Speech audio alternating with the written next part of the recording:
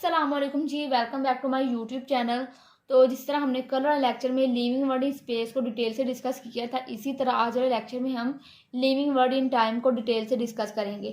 तो living world in time में हमने ये चीज़ पता करनी होती है कि जो पिछले ज़माने में ऑर्गेनिजम्स मरे थे उनकी एज क्या थी, जो उसके बाद ज़माना आया तो उसमें जो ऑर्गेनिज्म मरे थे उनकी एज क्या थी। मतलब कि जैसे जैसे ज़माना आते गए हैं उनमें जो ऑर्गेनिज्म मरे उनकी तादाद, उनकी एज क्या थी।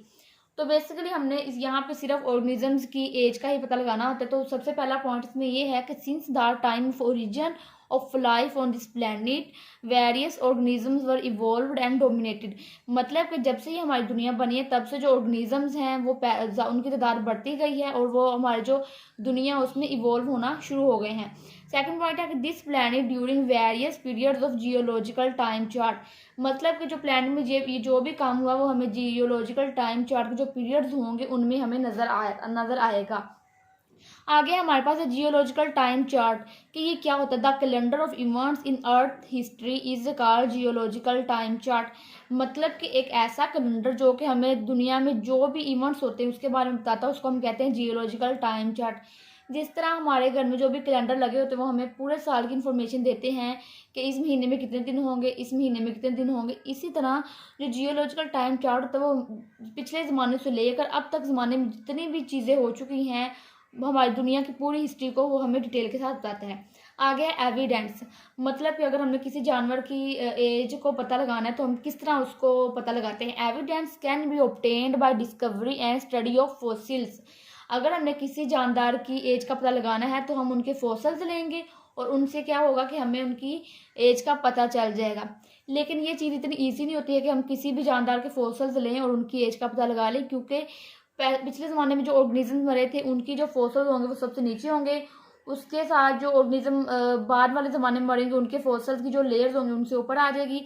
इसी तरह जैसे जैसे ज़माना बढ़ते जाएगा उनमें जो भी ऑर्गेनिज्म मरते जाएंगे उनकी जो लेयर्स होंगी सबसे ऊपर आती जाएंगी।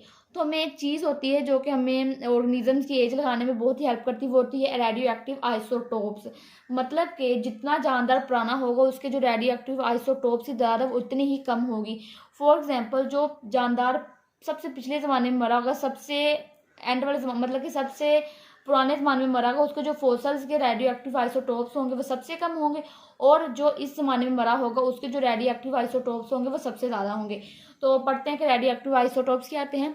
Bye comparison of radio active isotopes in older and newer sediments layer.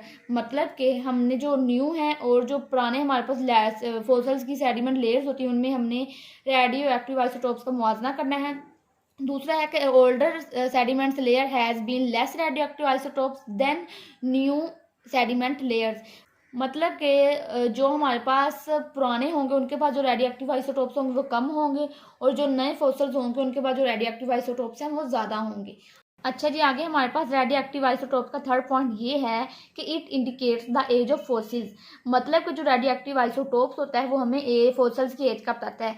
तो हमने रेडियो एक्टिव आइसोटोप में जो इंपॉर्टेंट चीज़ें थी वो स्टडी कर ली हैं कि अगर हमें किसी भी जानदार की एज का पता लगाना है तो सबसे पहले हम उनके फॉसिल लेंगे और जिन फॉसिल्स में रेडियो एक्टिव आइसोटोप्स की तादाद कम होगी वो पुराना जानदार होगा और जिन मतलब कि फॉसिल्स में रेडियो एक्टिव आइसोटोप्स की तादाद ज़्यादा होगी वो नया जानदार होगा।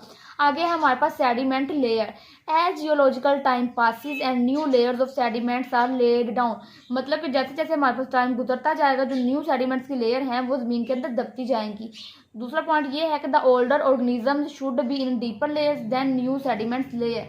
मतलब कि जो पुराना ऑर्गेनिज्म होगा उसकी जो सेडिमेंट की लेयर होगी वो सबसे ज़्यादा गहराई में होगी और जो उसके बाद जानदार मरेगा उसकी जो लेयर होगी वो उस जानदार से ऊपर होगी। ठीक है, तो आज का ये जो टॉपिक था ये बहुत ही इजी था और बहुत ही इंपॉर्टेंट भी है। अगर आपको ये लॉन्ग क्वेश्चन आ जाता है तो आपने इसको एज इट ही लिख के आना है।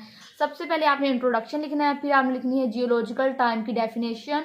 थर्ड में आपने फिर लिखना है कि एविडेंस किस तरह हम प्रूव करते हैं। उसके बाद आपने लिखना है कि रेडियो एक्टिव आइसोटोप्स क्या होते हैं। फिर आपने लास्ट में लिखना है कि सेडिमेंट लेयर्स क्या होती हैं। ओके जी, अल्लाह हाफिज़।